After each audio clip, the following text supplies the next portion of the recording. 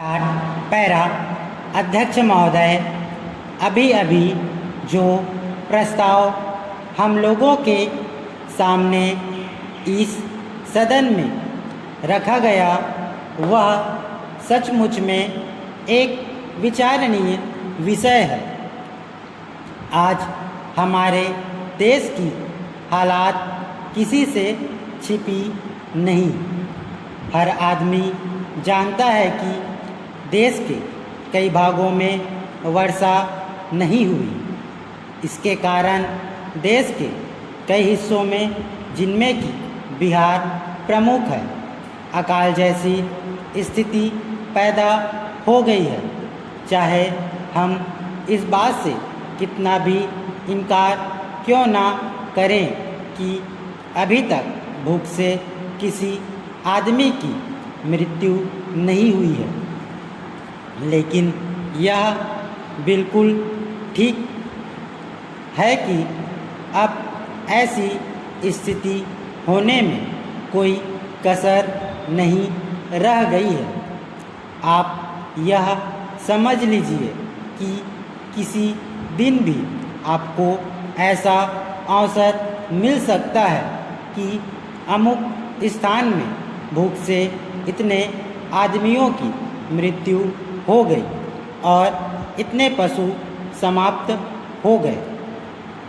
Para, मैंने स्वयं इन इलाकों का दौरा किया है। करीब करीब हर गांव और कस्बे को देखा है। मैं जहां भी गया हूं, वहीं एक जैसी दुख भरी कहानी सुनने को मिली। हर ग्रामवासी के मुंह पर एक ही शिकायत है कि इस साल हमारा क्या होगा। उनके पास अनाज का भंडार समाप्त हो गया है।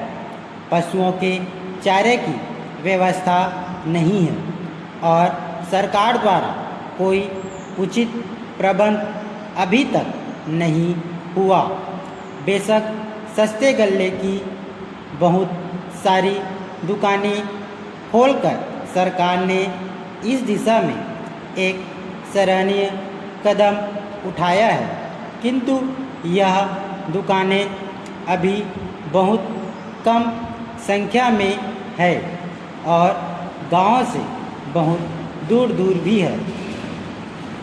इन दुकानों की दूरी और भी इसलिए अखरती है क्योंकि आजकल पानी न होने से ग्रामवासी किसी और मेहनत मजदूरी की तलाश में लगे रहते हैं। ऐसे समय यदि उन्हें अनाज प्राप्त करने के लिए अपने गांव से मीलों दूर जाना पड़े और उनके आने जाने में ही पूरा दिन समाप्त हो जाए, तो फिर आप ही बताइए वे बेचारे क्या करें।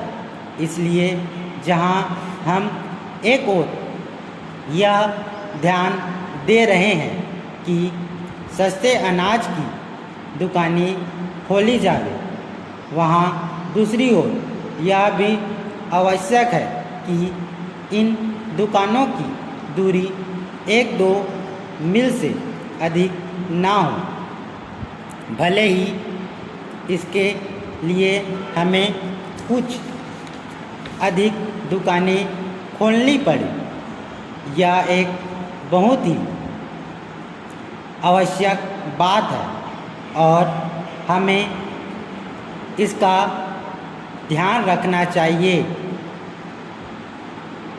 ऐसा करने से